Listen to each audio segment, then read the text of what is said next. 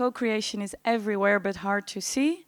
My name is Laurien ten Houten. I'm the Industry Relations and Talks Manager.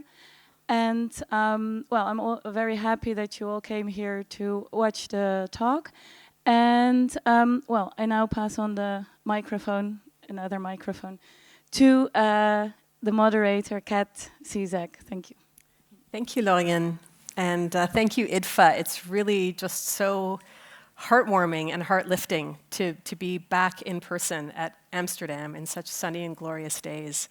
I want to thank Clémence so much for all the producing for this panel and for all her great work getting all this in real life stuff back together. And also to Orwa and Casper for inviting us all here. I just want to start with a little bit about co-creation, and then we're going to move to our esteemed panelists here. And we're going to do some clips and just set up each project a little bit, and then we'll open up to a wider conversation first amongst ourselves, and then we invite your questions. We also have a raffle for 2 books, so if you don't have raffle tickets, I don't know, Clémence, what do you think? Should people raise their hands and, yeah, okay, great. All right, so co-creation is everywhere, but it is easy to miss. It's how the internet was built. It forms the backbone of social movements, systems of knowledge, scholarship, and worldviews. In this book, we examine, this is the book, we examine co-creation tools aimed at building the media we need. We gather the voices, works, and learning of hundreds of folks from divergent walks of life who insist that co-creation becomes wise only when it is tied to equity and justice. Co-creation is also here at IDFA. Today's panel is about shedding a light on the myriad of ways in which filmmakers and artists at IDFA co-create within communities, with each other, across disciplines, and even with non-human systems. Co-creation is in the film program. It's at Doc Lab program. It is with the delegation from the Indigenous Screen Office, and it's also the subject of an IDFA Book of the Year. So today we're lucky to be joined by panelists from all these corners of the festival. But before we get to the panel, I just want to map out a few notes about co-creation. The first question is, well, what do you mean by co-creation? The book is written by myself and author William Uricchio and 12 co-authors, most of whom are here at IDFA to celebrate the launch of the book. It's based on a field study, and there's the authors, and it's based on a field study that was funded by Just Films and MacArthur Foundation, and it was initiated by Kara Mertes, who's actually here with us in the audience today. Thank you, Kara, for that inspiration to start the field study. Yeah, it is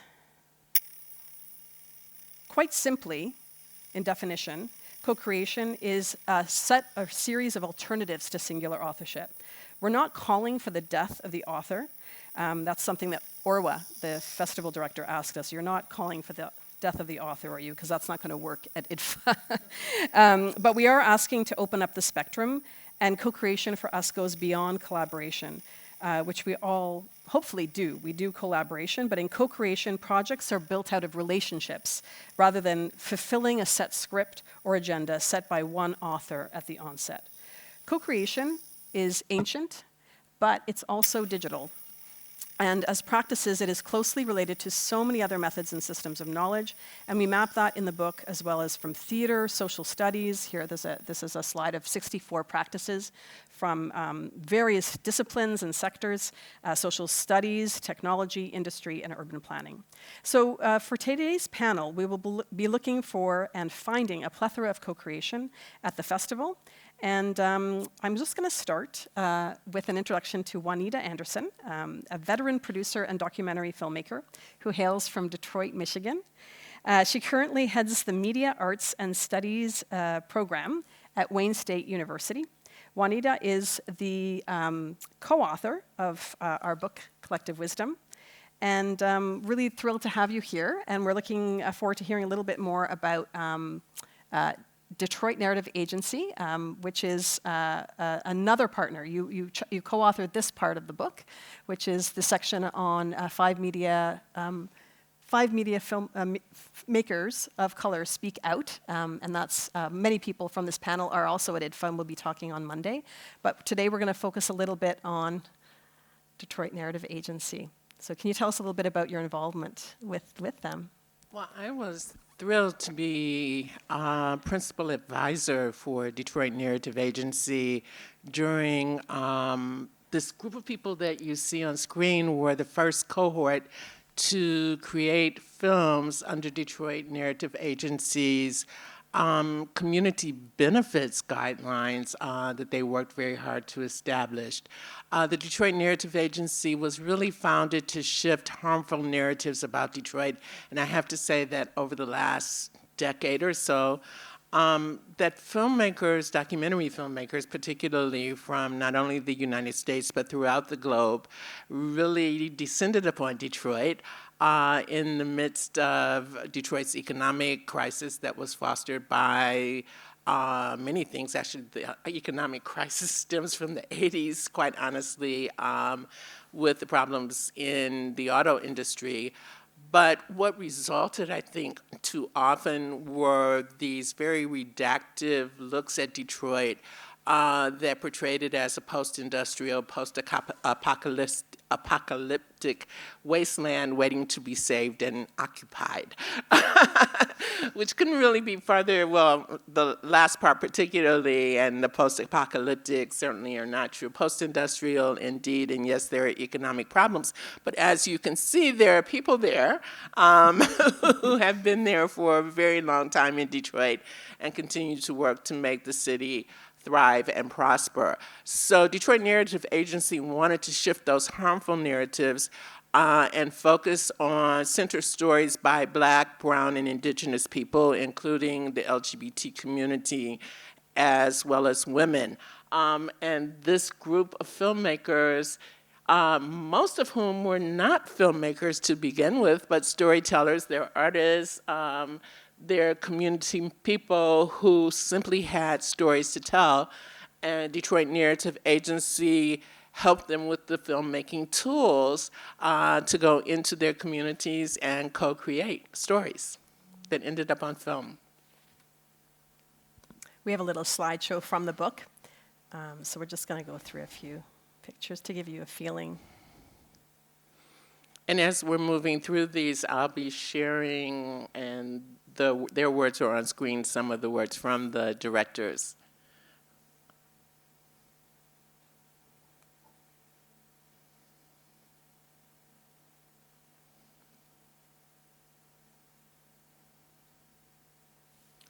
From Alicia Diaz, who was one of the directors in this first cohort, our co-creation is twofold. It's the community work that we're doing on our own film projects, but I also think about the community that we have created as all of us being a part of this cohort.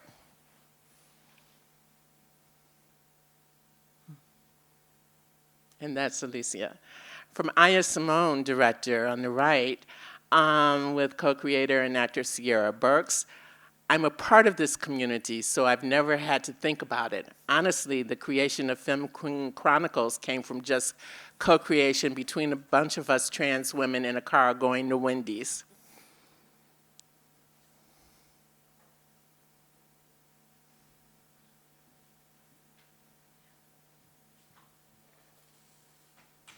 And from Bree Gant, director, who is an interdisciplinary artist. With this project, I'm co-creating a lot. I'm a very mad scientist-type artist, and used to creating in my own room.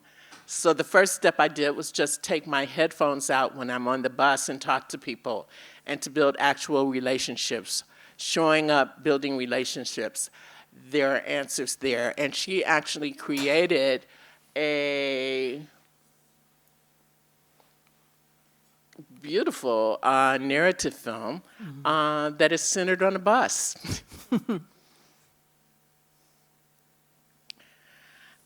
And Natasha and Atieno are the creator. Natasha was the producer, and Atieno the director of a film called Sidelocks, which looks at Black urban farming.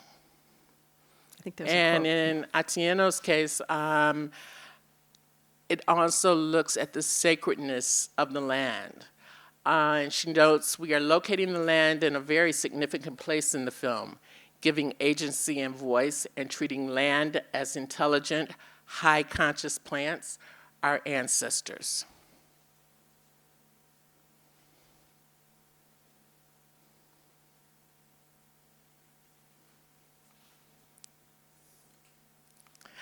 So, And what are they doing now?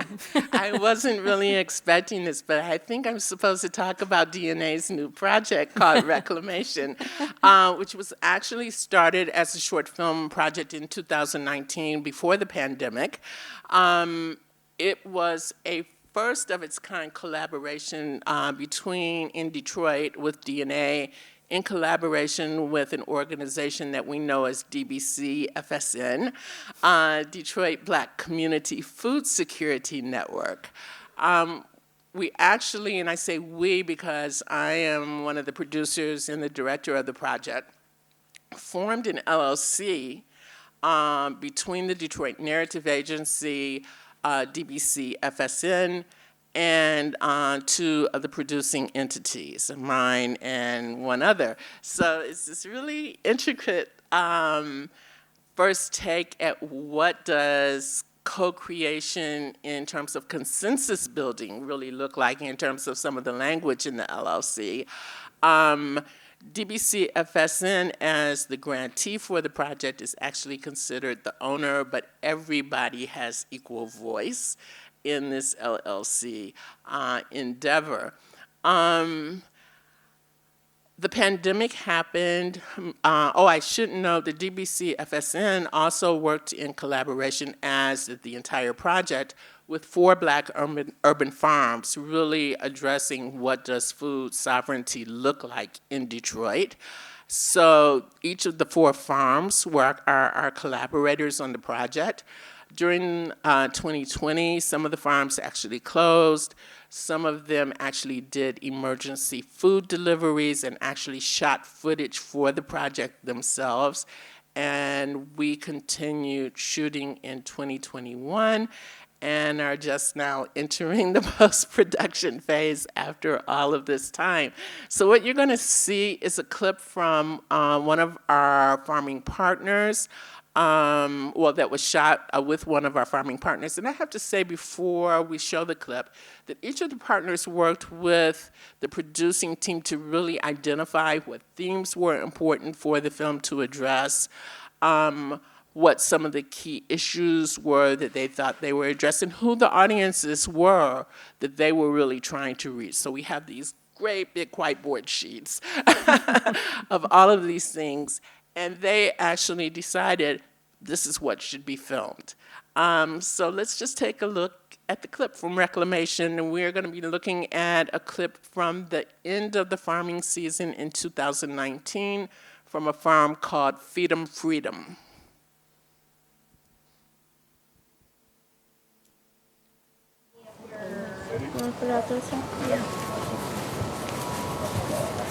And I should say that this is a very rough cut.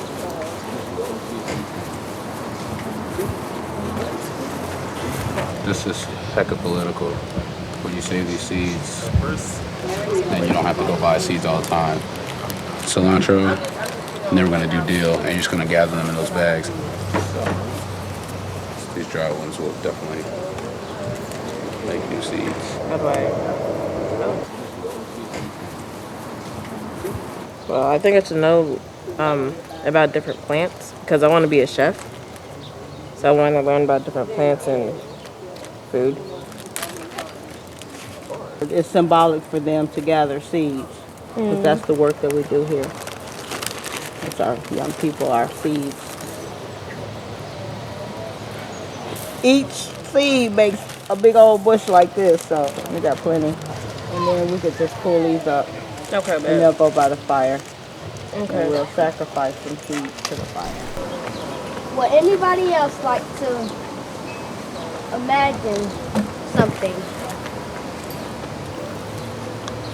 Anybody? Yeah. body, my mind, my spirit, and I feel like we all should be striving to be liberated. I do. Huh? You thought that was the map? Equity. That's hilarious. All right. So guys, Yeah. oh man, Z, you want to join us? Come on over, man. I'm glad that we found a place or a space where we could unify and really give ourselves. So we want Lori to light our fire. As well, we're going to give these seeds to the fire. And I think it's really symbolic that we save some seeds today, because that's what we do in this space as we grow gardens and grow communities. We saw a mural yesterday that had a saying on it about seeds. Can anybody remember what it said? They tried to bury us. They didn't know we were seeds. Yeah. They tried to bury us, but they didn't know that we were seeds. So through our darkness and adversity and our hard times and what seems like something real lonely and ain't nothing happening, we're seeds. All right. Seeds. Seeds. Thank you, Anita.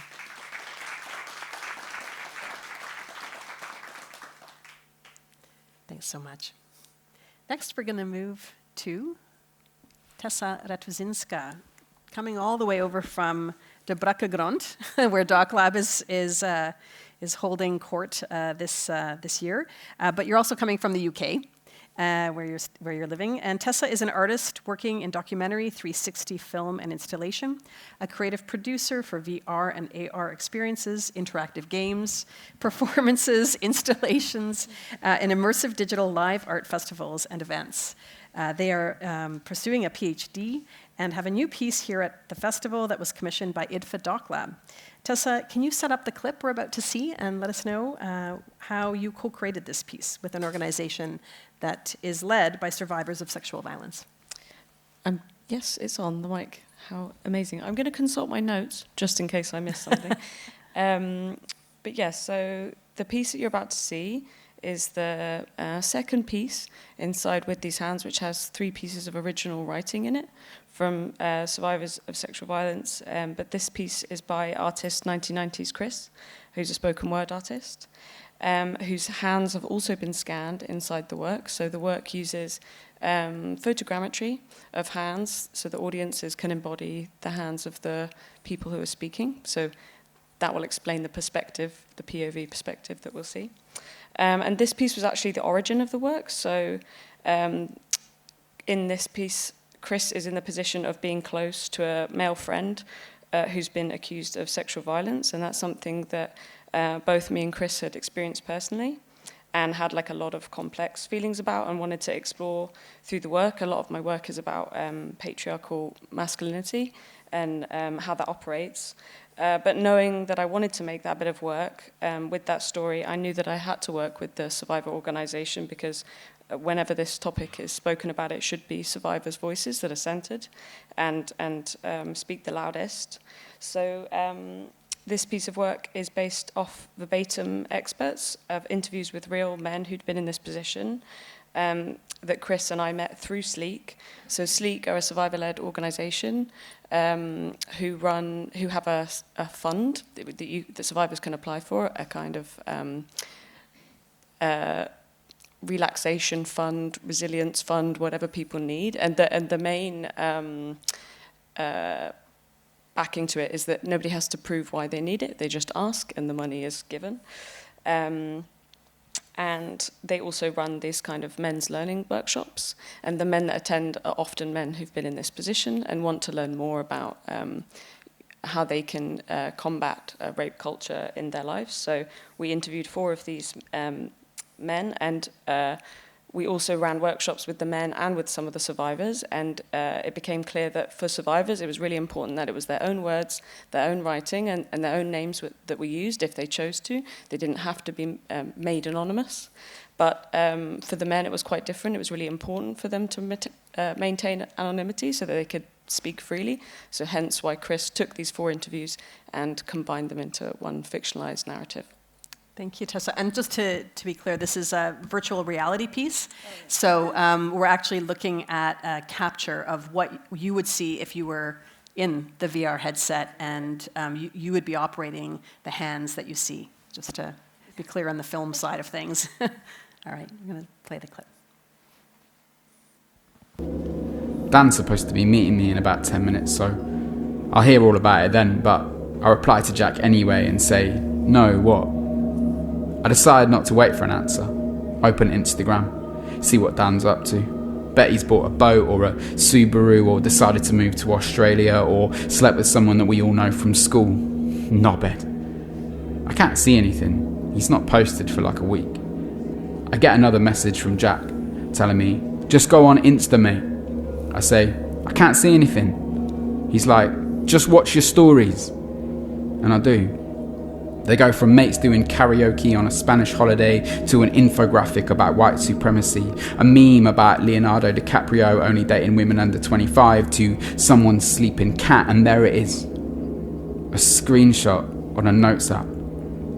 Black text on a white background, and it's about my mate, Dan. It's not his ex, not the last one, it's the one before that. And as I read it, my stomach drops. No fucking way. No chance. Not him. No way. The guy's... He's a lovely bloke. I text Jack back. What the fuck? I just can't believe it. It's not that I don't believe her exactly, you know, but that just maybe it wasn't exactly how she said it was. Like she's maybe a disgruntled ex, you know? He's doing alright for himself now, and this is the time she decides. They haven't been together for like 2 years, like they were always a bit, you know, not the best for each other. It's that, surely. She's just decided to call it that now. I don't know. That sounds a bit... yeah. When I say it like that, it doesn't sound good. But I mean, it's not that I don't believe her. More that I can't believe it about him, you know? He's a good lad. I would have noticed, wouldn't I? He's like, you know, a proper mate. One of the only people I can sit in silence with. Say a few words, order a pizza, watch a film, you know, all that stuff like when you're kids. He split up with Sophie about 3 months ago. Things ended a bit weirdly. He didn't have much to say about it. I've seen her since. She seems happier, but not, you know, suspiciously so. She's not said anything, and she would, wouldn't she? Then I think about all the people that must know. How you can't take something like that back. You can't get people to unknow that. How it must look that I'm meeting him here, that I'm the only one meeting him in this pub that we always go to. I think about cancelling, but I already told him that I was on my way. I can't deal with this right now. What am I supposed to do? Everyone must know, and I bet he thinks that I know as well, and that I think it's fine, and that's why I'm meeting him. Nah, I can't have that. What will people think? I decide to text Dan. Start writing out the message. Something's come up, sorry mate. But before I press send, I get one from him. Can you come to mine? I need someone to talk to. I swallow. Look at my shaking hands. And press send anyway.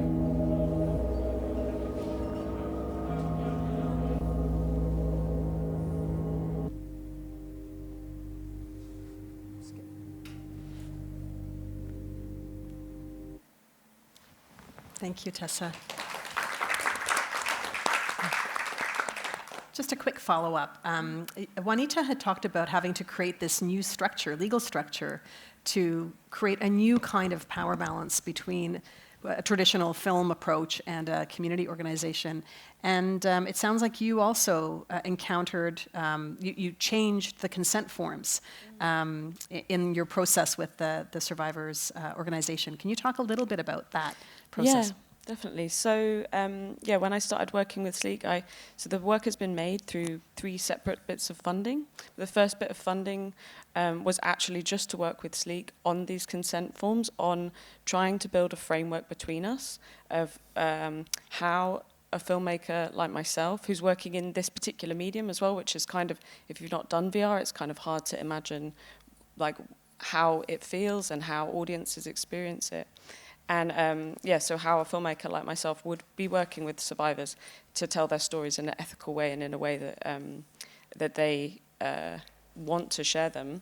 So we ran a series of workshops with survivor consultation groups that Sleek run.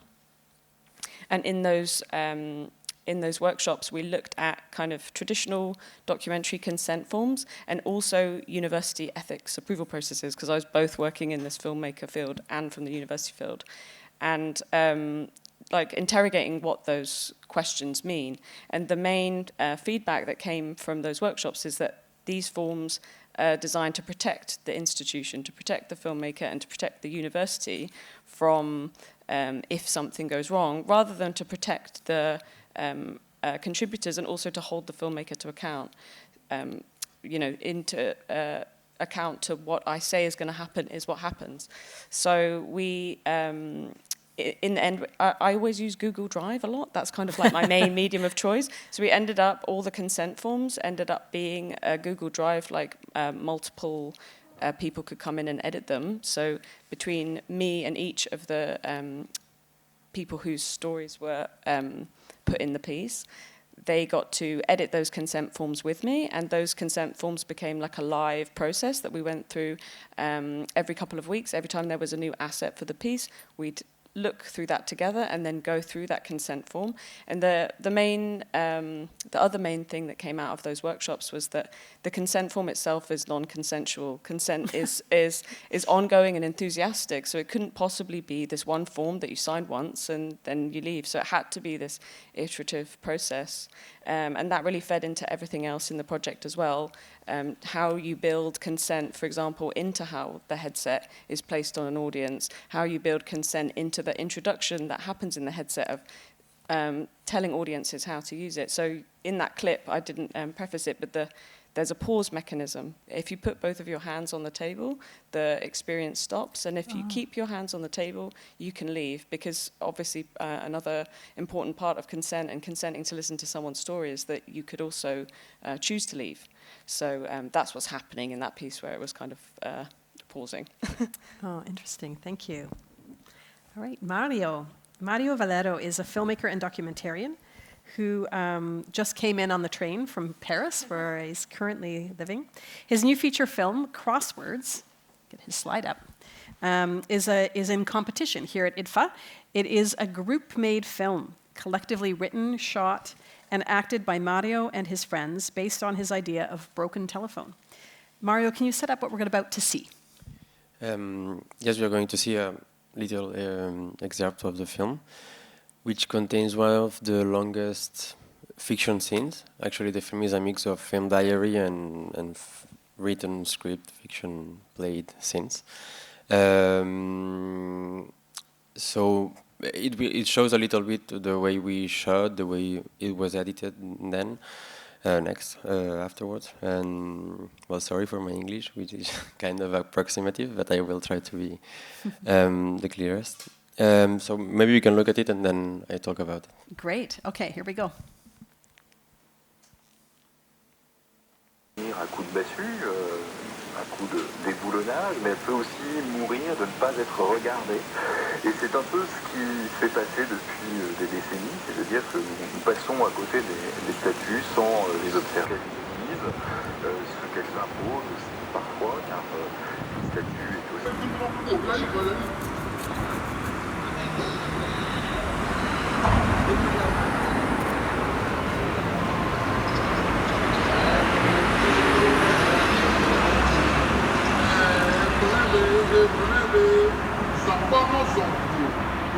Je crois que vous êtes sa drogue.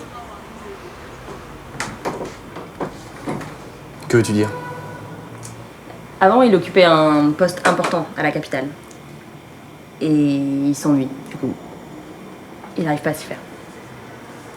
Et du coup, vous êtes en train de me dire qu'il invente des complots pour se distraire? C'est pas ça. En fait, sa situation de chef de police dans une ville comme la nôtre lui apparaît comme une dérision, tu vois, une déchéance. C'est un homme d'une intelligence supérieure et qui a besoin de mettre à l'épreuve ses facultés intellectuelles. Les voleurs et les assassins ordinaires ne l'intéressent pas. Cette sorte de délinquant ne peut lui apporter dans sa fonction que le triste privilège de sonder les pires instincts de la racaille. C'est à moi là? Oui. Pourquoi c'est à moi là? Dans son idée, une ville sans révolutionnaire, c'est une ville morte, ou simplement sans histoire.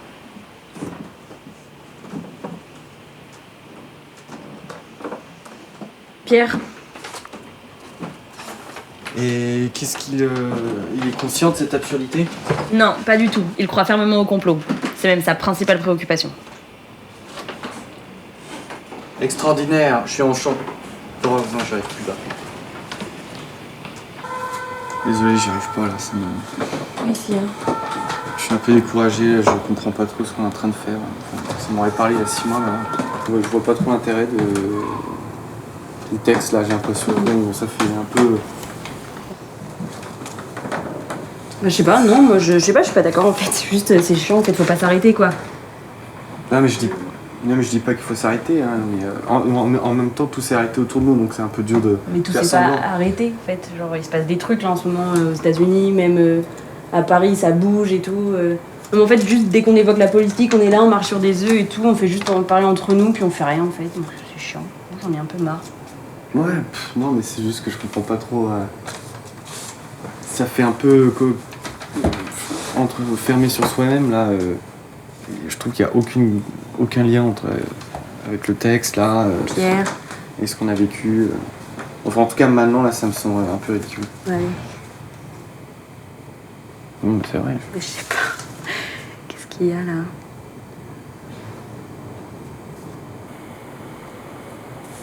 Non, mais c'est Mila, ouais.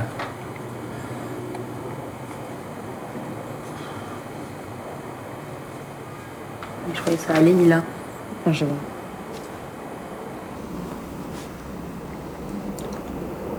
Enfin, on s'est parlé et tout, et je comprends, mais j'y arrive pas, quoi. C'est normal. C'est normal que tu comprennes pas. C'est parce que tu comprends avec ta tête que ton cœur il comprend, en fait. Ouais. Bien dit. C'est beau. Une belle maxime. Là, sur ces belles paroles bien sages, on va se boire un petit coup, je crois, non? On l'a bien mérité. Oui, c'est ça. Tu veux boire un coup? On s'ouvre une bouteille? Oui, allez. Je m'ouvre une bouteille, ça je sais faire.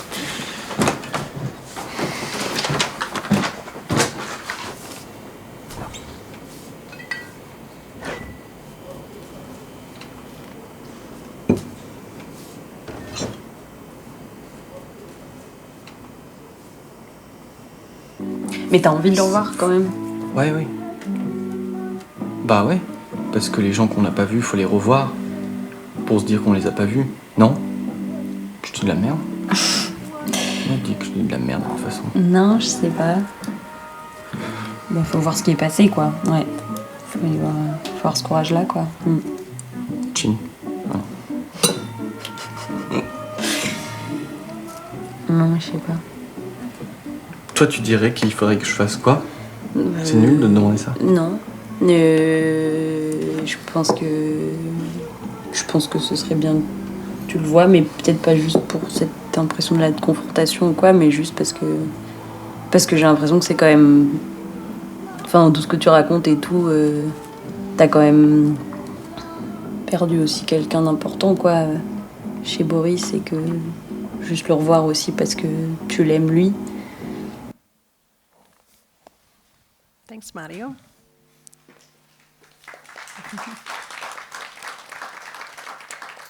Mario, you have worked as a cinematographer and assistant director on big films, and you mentioned to me that you spent a lot of time sitting around doing nothing in those roles, that it can be quite boring. You saw a lot of other people in the room doing nothing.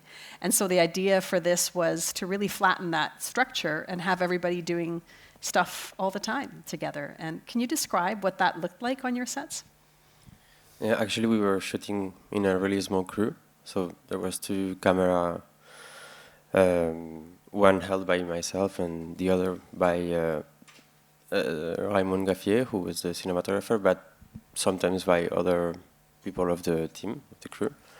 And then someone for the sound, Ona, and that's all. And then the actors.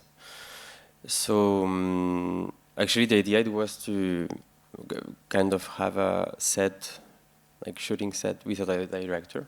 So nobody had a global view of what was happening, as each one was doing something. And I wanted, like, that was a way of breaking any hierarchy in the set. So I only knew what I was filming myself, Raymond what he was filming, and we usually had like opposite kind of points of view.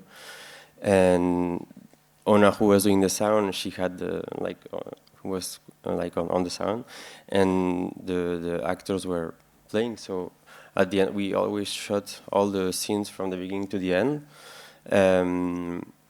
When one felt it was over, could say, cut, stop. Not only me who decided. And then at the end we talked about what each one of us saw, how did we feel the scene.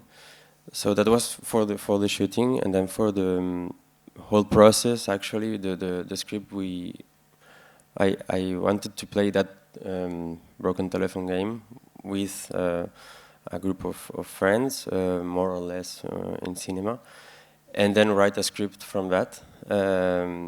But COVID came. It was back in beginning of 2020, so we couldn't meet to do that, and we end up doing this by mail and by phone. So I called one friend that was going to play and was okay to play one of the characters. We decided about the character, and I read this news item which goes across the film, and she had to write something, and then she sent me. I put it in script way, and I read it to someone, and we decided a scene. So it worked like this. Then we all of the characters, the friends playing characters, read the script, and afterwards we completely take out any paper and script of the process, and we did rehearsals on what we remembered of the reading, and then on the shooting what we worked from what we remembered of the rehearsal. So we played in the method was also playing the broken telephone game. So there was a lot of improvisation, and here this scene actually there's only some where they have the text they are rehearsing, and then there's some meeting points. So at one moment, Pierre, who's played by Perrault, he goes to sit in the sofa, and that's the end. He will say at that moment, I don't feel it, and he starts a conversation we actually had at one moment of the fabrication. What's the sense of doing this film? That they talk about the play they're rehearsing. And then at one moment, Clémence, who plays Raphael's character, goes and sits and in the sofa, and then another part of the scene begins. But it was always between these meeting points, they had plenty of freedom, and each camera was following one of the characters, so there was no two same takes, and yeah. Great, thank you so much. We'll get back to some of that. But we're going to now go to our fourth panelist, Tasha Hubbard, who joins the panel as the IDFA delegate for the Indigenous Screen Office based in Canada. Tasha is an award-winning Cree filmmaker and an associate professor at the University of Alberta. She is from Pipikissis First Nation in Treaty 4 territory and has ties to Thunderchild First Nation in Treaty 6 territory. She's also the mother of a 15-year-old son. And Tasha is a fellow at our co-creation studio at MIT Open Documentary Lab. Tasha, can you set up the clip we're about to see of your film? Great, thank you, Kat. So I had an experience after I'd been working in film for a few years where I was taken to visit a large buffalo stone. So we have them across our territory. And they're places of ceremony and places of reconnection. And that started my journey on thinking about buffalo. And that's what I did my academic work on while I simultaneously developed a film career, took time from the film to do academic, that kind of thing. And in 2014, I started to think about doing a film because of conversations I was having with a Blackfoot community member named Narcissus Blood. And so he and I started to talk about what it would look like to work together on this film. He tragically passed in 2015. So I took time away and met two other elders a little while later, and so they had authored a treaty amongst the tribes, some of whom were traditional enemies at one time, but had started a treaty to agree to work together collaboratively to return the buffalo back to the land. So I started working in service of that in 2015 and we have started a nonprofit called the International Buffalo Relations Institute. We have 40 signatories for the Buffalo Treaty, and we work to support their initiatives in bringing back the buffalo.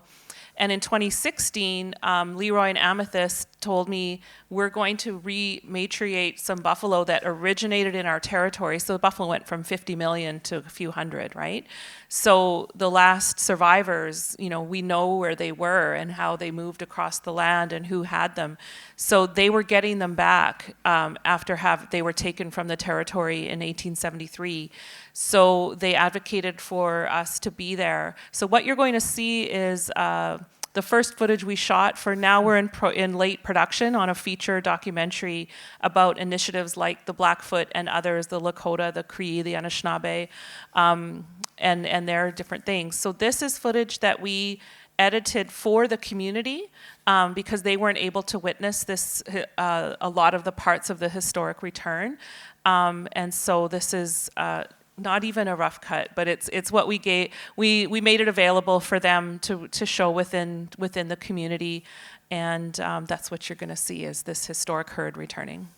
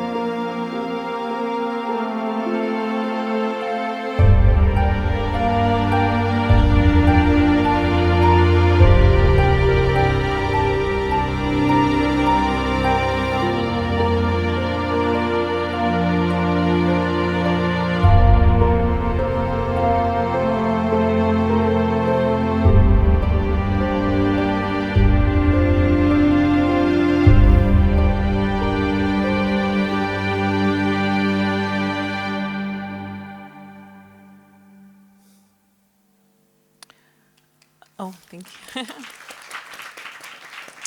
So yeah, as you saw the excitement of the community, they waited all day. We were delayed at the border. It was a cross-border transfer also. It's the first time a buffalo herd was allowed to cross the border into Indigenous hands because they're so regulated. So it was very significant, but they weren't able to come to the release to that. They were in quarantine for a little while, the buffalo, and then they were at that land. That's my hand. We were debating which way they were going to go and where we were going to put our cameras, but I had been told by someone who'd witnessed a return that they go to the highest point and then they look around their new lands and then they decide where they're going to go. And so I'm like, they're going to go up the hill. And the guys were like, they're going to go to water. I'm like, and then it was funny. They're like, well, it's your film. I'm like, no, it's our film, but we got to figure this out. Where are we going to put the camera? And so, yeah, this was our, like I say, the last piece that they were able to see. We actually filmed their loading and the attempt to get across the border and all of those different things. And, you know, I continue to work with Leroy and Amethyst, their elders and scholars and artists. Leroy's he's 80 and Amethyst is in her 60s. And, you know, they really continue to inform our process as a crew, our guidance, and, you know, the significance of that notion of intergenerational knowledge transfer, which is very much a part of Indigenous process. And so, you know, as a learner, you know, that's really how I am in this space. I'm bringing my filmmaking experience, et cetera, but I'm learning from the people like Leroy and Amethyst and community members. The young man that you see, you know, has so much buffalo knowledge. And so, you know, it's always this constant transfer. And one of the things that Leroy and Amethyst have always encouraged is for me to think about the next generation as well. And so my son and nephew, who are 15 now, but started coming on these buffalo shoots when they were 10 and witnessing these historic moments. You know, my son was there, I think actually he was 9, and, you know, to this day he's never forgiven me because we didn't, you know, you have to respect the buffalo. They're not violent, they're by nature, but at the same time, you have to respect their space. And so they passed by us 25 feet because we had taken the time to get to know them, and I'll speak about this a little later. But he's never forgiven me because he had to stay in the van and watch it from the van instead of being out where he wanted to be to witness. But, you know, it is that process that we really think about, and I think as Indigenous filmmakers as well, that, you know, it's the film we're making, but it's also the legacy that we're leaving in terms of opportunities, mentorship, and again, you know, the next generation. Thank you. And one of the terms that you used when we were talking about, you just come off a shoot that weekend, and I think you said, we've just been buffaloing. So it's not just about co-creating with other people, but it's also with the buffalo. Can you talk a little bit about buffalo consciousness? So for us as Indigenous people, we consider, like, you know, Western knowledge, we're really ordered in very hierarchical ways, and humans are always at the top. And so in our way of being, we're actually at the bottom. We're the most pitiful, and it's the animals and the plants and the rocks who teach us. And that's how we come to be in this world. And we wouldn't be here without all of those older relatives who have given us that ability to live on this land. So if you think of the buffalo in that way as our relatives, and for us Cree, we think of them as our grandparents. For the Blackfoot and Lakota, they think of them as elder siblings. You know, it just shifts your relationship and a sense of that they have agency. And so, you know, and it's been commented on because we've gone to visit sort of famous big herds, and they always talk to us at the end how different our shoots are than when, because they're the, you know, herds that movies will come, westerns, famous westerns have been shot, and they always say, you know, they want us to drive them, they want us to push them, they want the energy, you know, the aid, all of this stuff. And I was like, well, no, we don't. We want them to continue to have their agency, and they decide where they're going, and then it's up to us to get where we need to be in order to get the footage. And we also will just sometimes spend time with a herd, and we've had several times where the herd knows us, and that's the case with those ones.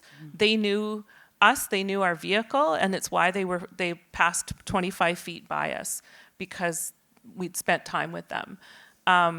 And, you know, other times we'll wait and the herds will come to us, and we've had that happen twice, where they come, we wait and they see us and they decide they're going to come and say hello, basically.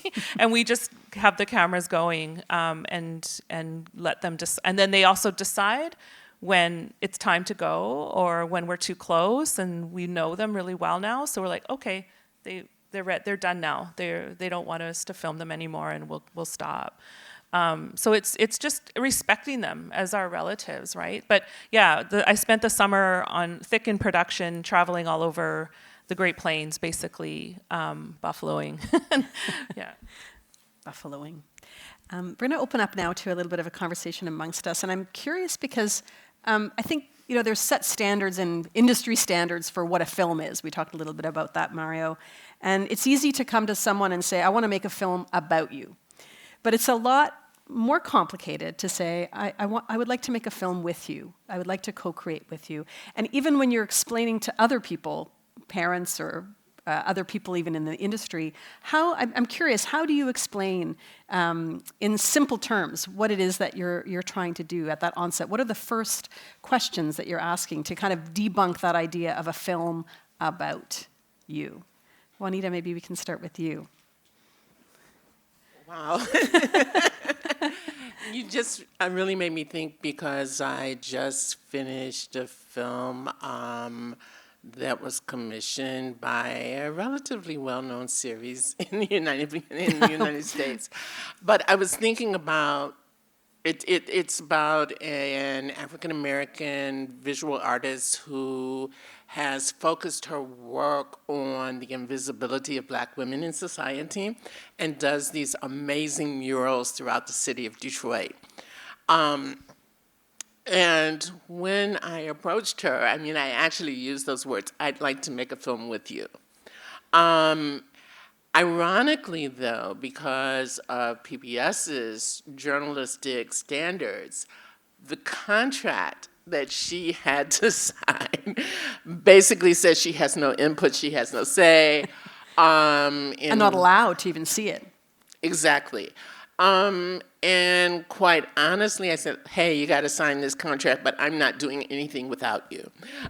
So, basically, and in part, I think it was the nature, because there's still a pandemic out there, and we shot this earlier this year in her studio, and the plan was actually to take her out to community, but because out could sometimes be dangerous, she determined which of her colleagues and her relatives she would bring into her studio to have conversations with. And we filmed most of it verite and pretty much let her decide what she was painting, when she was painting, who she was going to talk to. And the camera basically followed. So that was co-creation in a different way, subject to old contract laws, but not really. We signed it, but we made a film together. You do it in the margins. You do it in the margins of the systems that exist. Yeah, thank you. What about you, Tessa? How do you go about? You've not only got the film problem about or with, but you also have the virtual reality. How to explain what that process is like? Yeah, I think. Well, I'll stick to this project. I think it's a good example of how this work came to be. I actually met Sleek through a different VR project that I was making about space, like equitable space and safe space policies, and how those could influence multi-user VR. And I spoke to them for that project, but our piece that we made together for that never made it into the final project. But there was something about the way that Sleek spoke about how survivors were shown in media, how they were always anonymized, always shown with just their hands or kind of in the shadows, as if they wouldn't want to be seen, as if they were ashamed of themselves. And the way they spoke about that resonated with me in a certain kind of critique of VR that exists, some VR media that exists, that kind of positions the person that the work is about as just only in this moment of their trauma, and not as an expanded person with other interests, other parts of their lives. It just becomes this little window onto the most traumatic thing that happened to someone.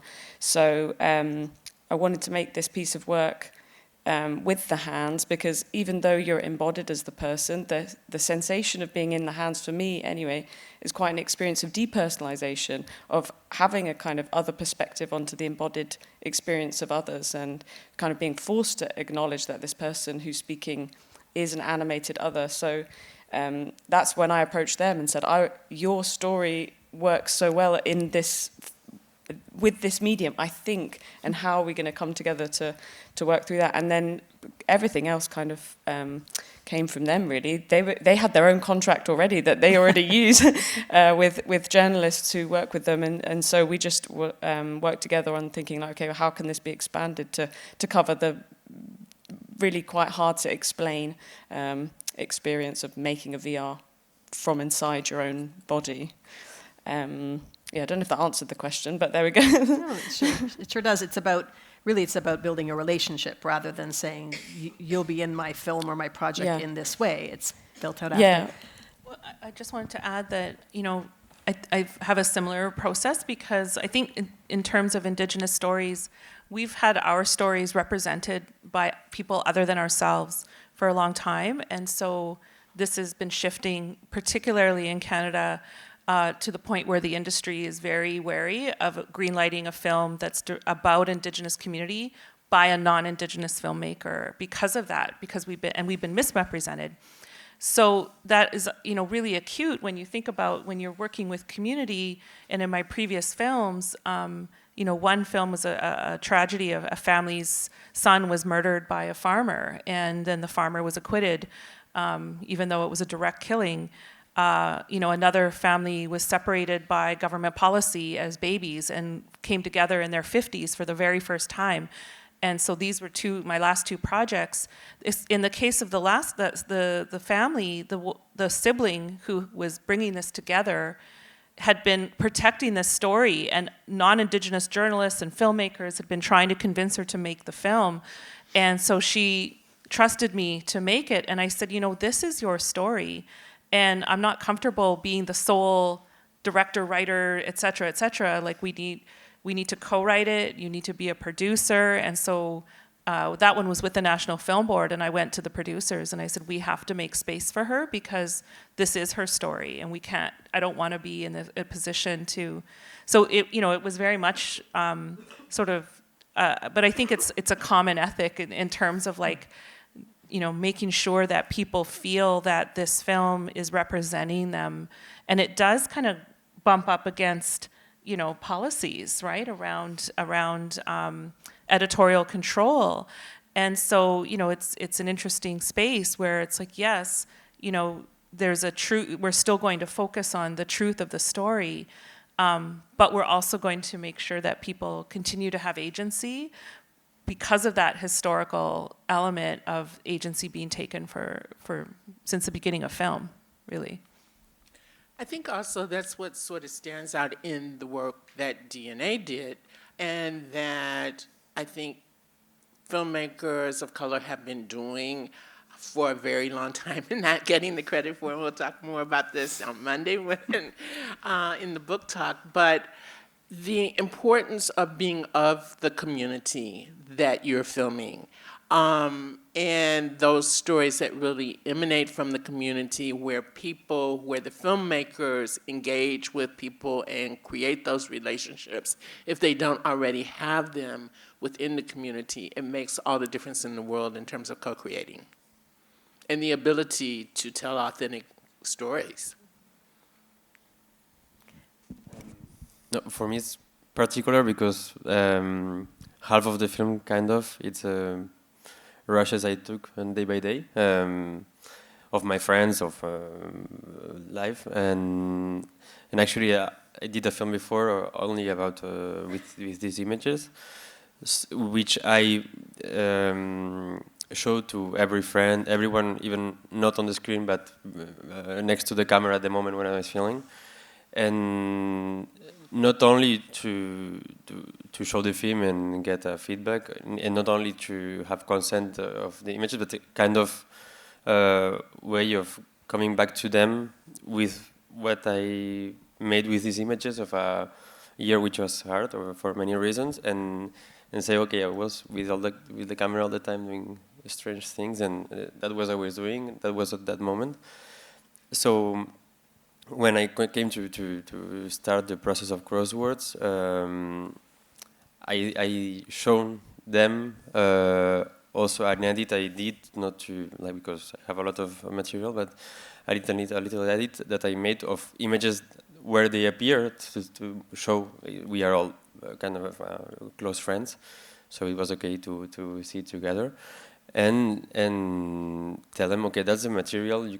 Maybe we can put on the film, and maybe you can like feed what you want your character to be from these images. It could be in the final edit, or you can say, I don't want this to appear, which there was not like anything compromising in these images. It's like day-by-day images. So that was a first process. And about the work, co-create or create with or do together a film, for me was more like a do together.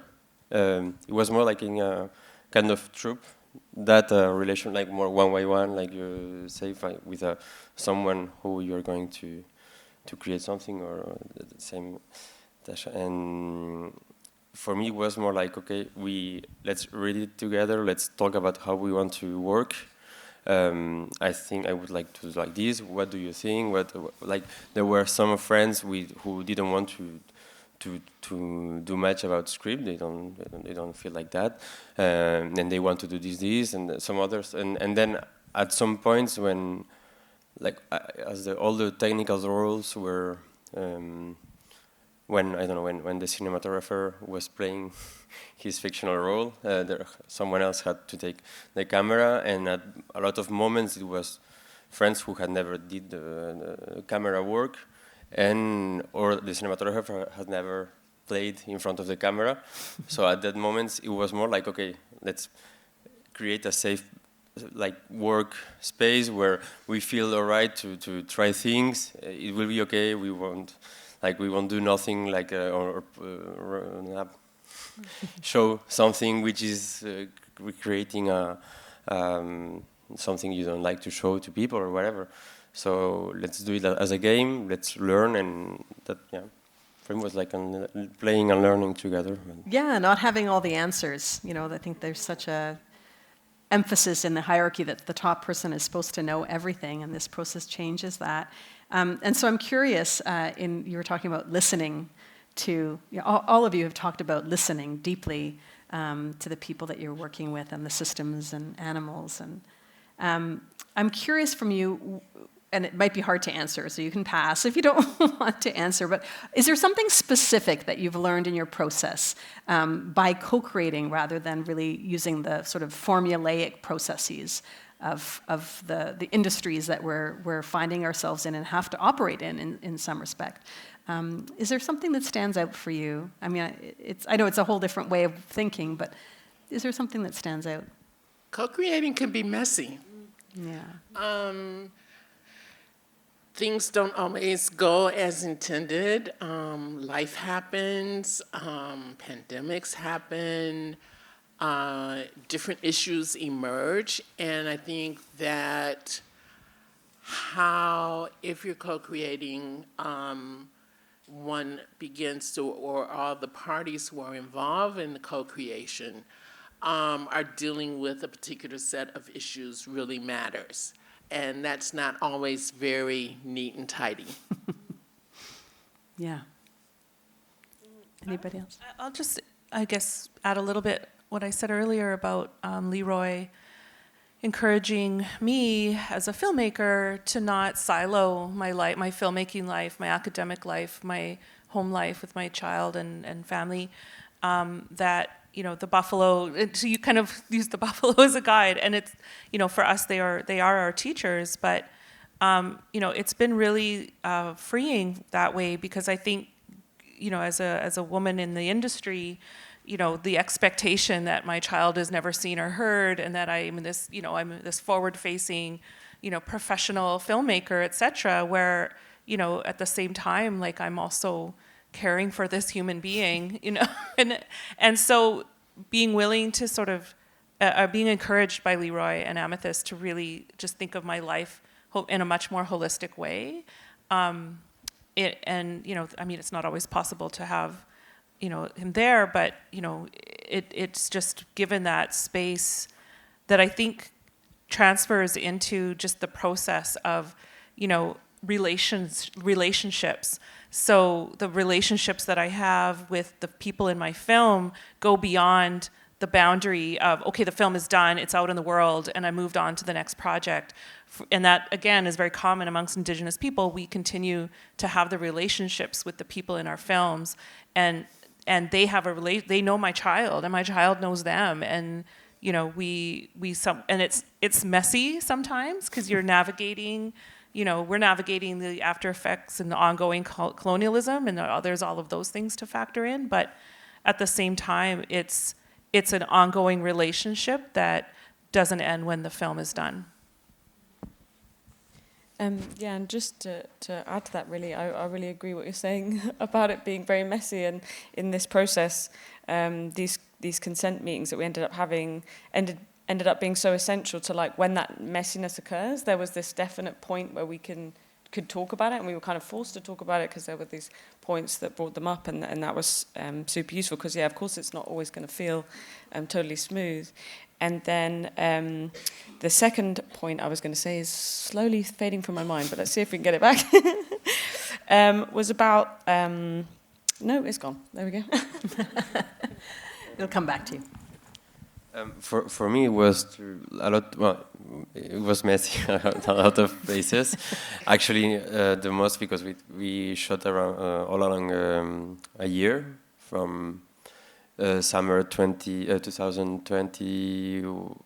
to summer 2021, and we shot all the film 1 year after what we were shooting was supposed to happen in the fiction 1 year before all the time. That's why there's a lot of radio and stuff, because for most of I was a lot doing that, but listening to radio news things of 1 year before, which was really strange because there was a pandemic and the arrival of COVID, and there was the world was completely messed up.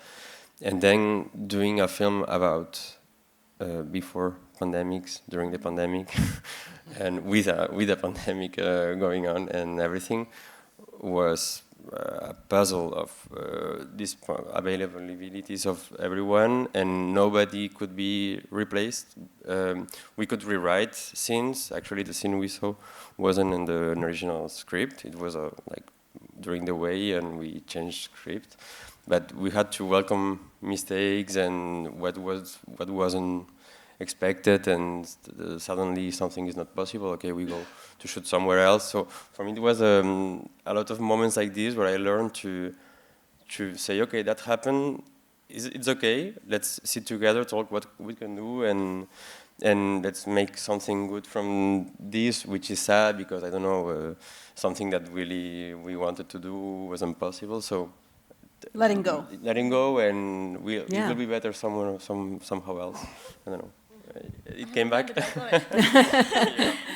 It was about VR production specifically, and how we kind of had to outsource a lot of the production to a VR development company, Cora VR, who were great to work with. But VR production does come from this lineage of game production, which is super crunch based and super quick decisions all the time. And I was really thankful that we'd had this longer process, me and the writers, contributing artists, to build up rapport between us and to build up with these consent meetings, because when it did come to that crunch time, actually we weren't. I was having to make decisions without consulting them, and so luckily, because we had that trust built up, I could come to them and say, okay, we've reached a different point in production that actually I didn't anticipate. Us being in this situation, and they were able to move with me through that because we had that prior relationship. But yeah, it really, you can try and build a very ethical process, but then there is this point where it meets a production process that can't slow down in the way that the rest of the work could. Yeah.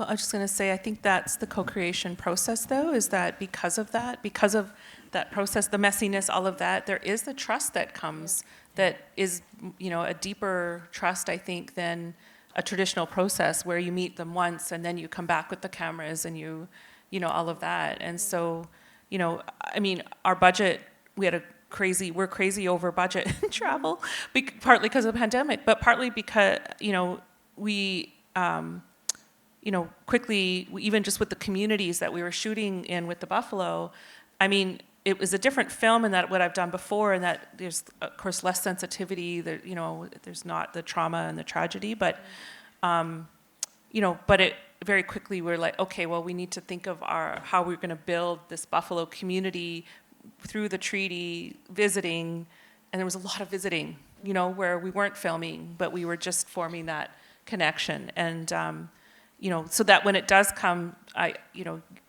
they know me, they trust me, they trust Leroy and Amethyst and I, and then we have another project, Jason Ryle, here's my producers in the room, that we're going to make the right decisions. We're going to make decisions that have the buffalo in mind, right? They feel confident in that. So that's one thing I think that comes out of this process that is, different in lots of ways. And not to say there isn't trust built, but it's just the time it takes to get to where we go because of that consensus, it does have that effect, I think. And I think, just to follow up on your being over budget, I mean, co-creation takes time. Documentaries take time in general. I mean, it's a lengthy process, and I think most documentary filmmakers find out that it takes 2 or 3 times as long as they thought it was going to take to make a film. But I think if you're serious about co-creation, we have to really begin to factor in the patient's time.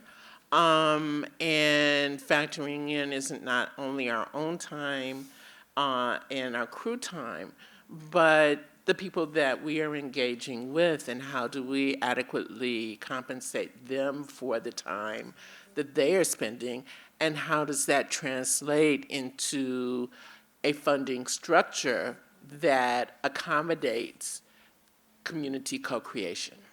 100%. We interviewed about 166 people for the book, and it came up time and time again, this notion of deep time. So acknowledging the depth and the time that it takes to have relationships, thinking about the planet in these large, large time frames. I think Grace Lee Boggs from Detroit always began meetings by asking, what is the time on the clock of the world? So there's this notion of the depth of that. But then there's also urgency and that ability to move rapidly when you are called to do something, whether it's, to respect the frames or the time frames of companies that have to work a certain way, to the urgency of political and health crises around the world. So it's a really interesting balance of holding those two notions. And just to turn a little bit to the stuff that surfaced out of the book, we pulled together a manifesto of 10 principles that we heard over and over again from folks like yourselves, in terms of what it takes to do this work. And Tasha, you some of these resonated for you. Do you want to just speak to some of these and frame them? Well, I think a few I've touched on, and just in terms of like, the concept of justice is something that comes up in my work, and the stories that I tell in collaboration and co-creation. So that's one of them, and I think the idea of that, to move away in my process and in others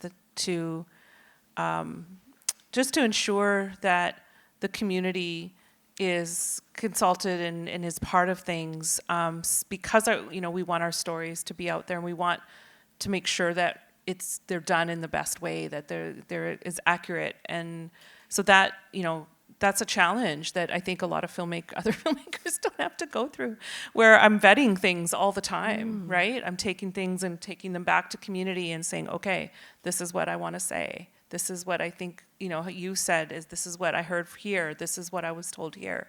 And then I'm encapsulating, this. And yeah, so there's that element of things. And then I guess the other thing I've touched on a little bit is just thinking through,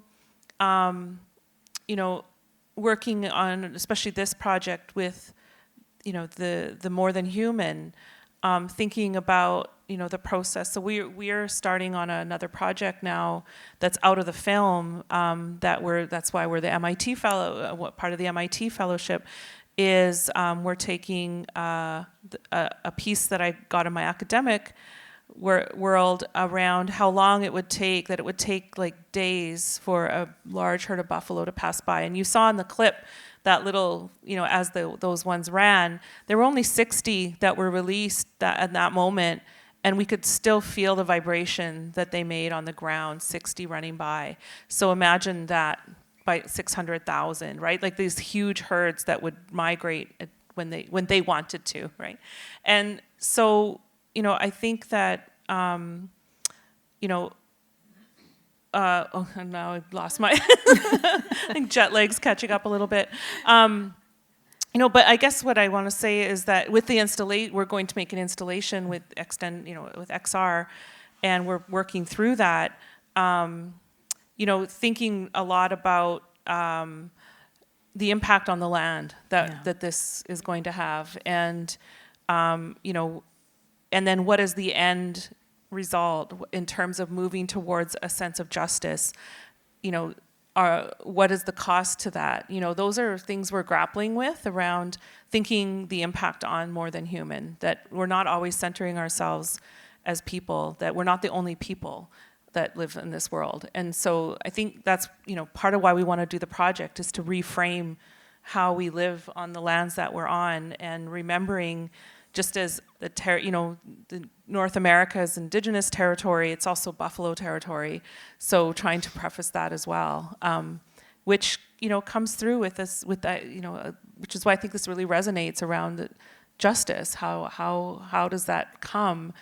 And that being the purpose, it's telling a good story, but it's also telling a good story that moves us further along on that spectrum. Thank you. We're going to get to your questions soon, but before we do, we do want to mention or talk about the importance of acknowledging the risk in co-creation. And I know that we're just going to go to the three of you, Juanita and Tessa and Mario. Just tell us a little bit about some of these risks that you've experienced and how you've maybe mitigated them. These 6 are just probably large categories of complex problems that a lot of people in the book talked about. So Juanita, maybe you can kick us off. Wow. I suspect that part of the risk is if you enter into a relationship, if you have not firmly established the trust when you enter it, that there is always the risk that that trust will not form. Yeah. And I guess what I would encourage is that before entering into any formal agreement, that there is an established trust between the partners. And how do you know you have it? Partners. I don't know. I think it's just in your gut primarily. And a sense that, both parties have to sense, or however many parties, that they can work together in this co-creation endeavor. Which is what I was sort of thinking, is like, how do you know when you have to bring in external technologists, that they're going to be people who respect the vision that the group has already started working on?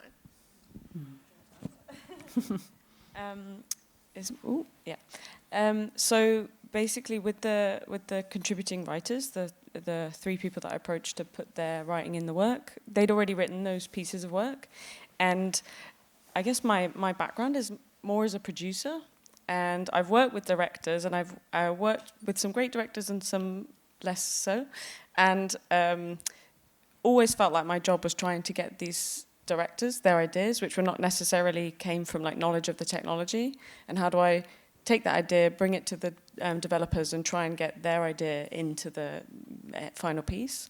And so I did see my position in this work as kind of that producer role again. They had a piece of writing. I explained to them, like, this is how this technology works, this is how it feels for me. It might not feel that way for you, but maybe what you're trying to communicate could be communicated through it. And then was just super honest about, like, so we're going to give your hands to this company, and this is how they're going to get wrapped around the models inside. You know, really broke it down to like how the technology works. And there was a point where they said to me, you know, we trust you, which was an amazing moment to come to, where they're like, we trust that you know how this works, and so we're going to give it to you. But there's always also been these particular endpoints in the project. So there's this point now where it gets shown to an audience, and there's another point where it gets shown to a smaller audience of the survivors in Bristol and Glasgow, the two places where the project is made. And then at that moment, we're going to decide together, like, does it work? Is it successful? Is it doing what you wanted your piece of writing to do? And honestly, if it doesn't, then that's kind of the end of the project. That's where we finish it. So maybe in filmmaking or Sleek run a blog and a podcast, people have an idea of what that outcome is. So it's easier for them to say, yeah, that's what I want. And I was thinking of the slide before, like most of these projects, collaborative projects, come out of that's what that community wants to make. But because so few people have access to VR and think it's so beyond them, they think it's like a bro toy that could never tell the kind of story that they want to tell. I think people don't think of it as a medium to use. So I guess I'm sort of positioning myself as like, I think you could make something really good in here, and let me facilitate that, and then let's see if they want to make VR again. Maybe not, or maybe they will. Mario, just quickly, what were some of the risks and challenges for you of co-creation? Co-creating with your friends. Yeah, that was mixing friendship and work, kind of work, even if from the beginning, for me it was clear that it shouldn't look like work, because we were doing something together, and I didn't want to like, okay, I have 3 hours there, or you can meet. I didn't want to do it like an obligation or everything.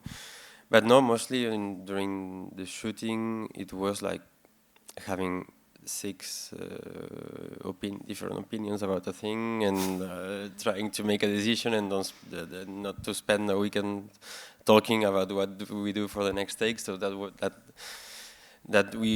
something that we learn during the process, to be more concrete and decide things more quickly, but at the same time listening to everyone and how did we feel and everything. And then about this, I don't know if I understand well the 3-2 vision and editorial integrity, but what you just said about communities wanting to make something, and then you go to this with this objective at the end. Here, for Crosswords, for the film, it wasn't clear what would the film look like, even if we started editing and before we end up the shootings. And I showed everyone where we were. But at the screening, the premiere in July, we just ended the film process before the premiere, and some of the friends discovered the film at that moment, and even other friends or people or whatever that looked at the film. And actually all these stories of everyone that were in a kind of fiction way appearing in the film, and the fact that everyone had is part of it and kind of a part of their own lives inside the film, it created a kind of projection thing where everyone was seeing something different. Kaleidoscopic. We look like this, or we are like that, or my character thinks that, or whatever. And people that didn't know anyone in the film saw that the characters were living somewhere, but never it was questioned. So everybody sees their own vision. It's a very elliptic film, and with a lot of contributions from every part. So I think there's a lot of holes, and each one fills it. So sometimes these can have risks too. Yeah, because you and gotta when it interpret works, it has poetry, because then it has so many layers and so many interpretations too. Yeah. Thank you. Yeah. So we're gonna raffle out 2 books at the end of this panel. But if there's any questions from the audience, I can't see very well, but I do see one at the front. Yes, you. I'm not sure there's a mic, but if we, Yeah, I'd like to bring back in the conversation the question of the author. I'm sure you were guessing it would happen, but to me, many of the documentaries that are made in a collective way, but still we sign the film by the name of the director or the author. What I thought I would find here, by looking at collective work or co-created work, is that they would be signed by all the names of the people who have made it. And when you presented your clips, there was only your own name. So I really, I want to question this because, to the name of those people, and if you get some money for the writing, as a salary as a writer, an author, do you actually share that money with them or not? credit and money. Yeah. So the clip you saw was from 7 years ago, where I just wanted to make a film about buffalo, and we were trying to do it. I think that it's evolved over that time, where, and those are things we're thinking about. Although, I will say pragmatically, in the film industry, because my last 2 features did well in Canada, I'm getting to make this somewhat interesting cerebral film that I don't know I would make as a collective, right? Like this is the crux of the matter, right? In terms of like how to finance a film, which is not easy, based on careers, right? Yeah. That would I be able to access the same kinds of financing that I have, with here's this group of people that are making, so sometimes it's sort of like you're following guidelines, but you're also kind of like moving in and around. As far as like proceeds, I personally it's not easy to make money on films in Canada, but it's partly why I'm here. But that is something we're thinking about, right? Where if we do make money, my last film, it won a lot of prizes in Canada, and I made the commitment to the family in the film that all of that money went to them coming along with. So I spent thousands and thousands of dollars that I won, putting it back to their travel so they could come with us to present the film and get their message out to the world. So we took them to Ottawa. We were actually almost on a plane to New Zealand before the pandemic. Like so there is that sense of things of how, if they're part of the creation, what does that mean? Where does that? So one of the things we're thinking about with the film proceeds is, going back to the Buffalo nonprofit, right? So that it generates other projects, it generates other film projects. But yeah, the authorship thing, it's a thing I think that's in progress because, I'm going to repeat myself now, but that's what I think. Yeah, absolutely. And I think credit and the money, the funding structures and the festivals and all the distribution systems have models. And one thing that people said over and over again, when you start co-creating and you're working within your inner circle, it's, you work out something, but then you realize how much more you have to change in order to make co-creation work. And that was the frustration that we felt. And that's why we built the co-creation studio, was to have a place to begin legitimizing this practice, and also the book to point to go to funders, to go to festivals, to go to the structures that have these templates that make things very efficient, question those things. And people are coming to us too to start rethinking these structures. So thank you for your question, because it is a really central one. It's a very difficult one to navigate once you start opening up and making your work bigger than just for yourselves. I think that's all the time we have today, but I do want to do the raffle. I'm not sure if Clémence is still in the room. We're looking for the bucket of raffle tickets. Do you have it, Clémence, or do I have it? Oh, I have it. All right, okay, I'm going to start with you, Tess. Can you pull out a number? Did we get the raffle tickets that got handed out later? Has anybody not gotten a raffle ticket? I think we're good. Oh, maybe one person. Two. Okay, well, why don't we hand out the first one, and meanwhile, you guys can get your tickets. All right, what's your number? My number is, am I reading it out? Yes, you are. Into the mic.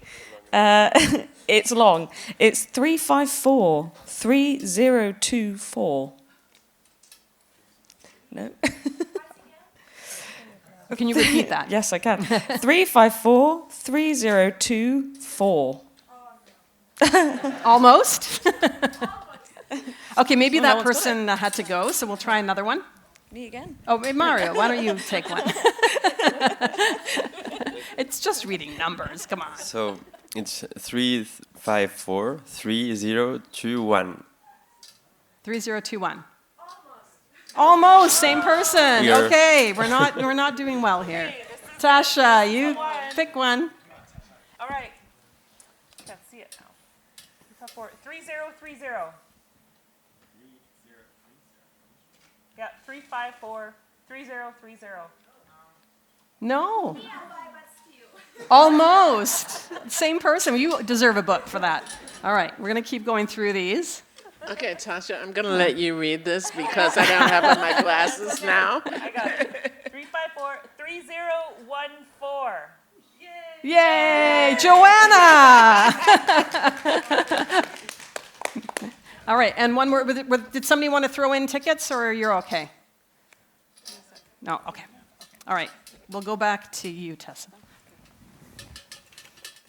This is a lucky one. I can feel it.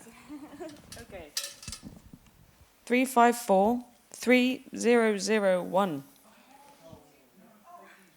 Oh. No. No, not a lucky one. Okay, Mario, you're the lucky one. 3002. Whoa! Yeah, of course. Yay! All right. Well, thank you so much, everybody. We really appreciate you coming out on such a beautiful day. And I'd like to thank all the panelists. Let's give them a big round of applause. Juanita, Tasha, Tessa, and Mario. Thank you all for coming, and please join us on Monday for the big book launch. We're going to have a bunch of the authors and co-authors, as well as guests from the Indigenous Screen Office joining us. So please do come out on Monday. And we'll have a reception and book signing afterwards. Thanks again. 3 o'clock, thank you. 3 o'clock here. Bring your friends. And also, if you're interested, for anyone who didn't win, we have a 10% off flyer for a beautiful bookshop in downtown Amsterdam. Anybody wants.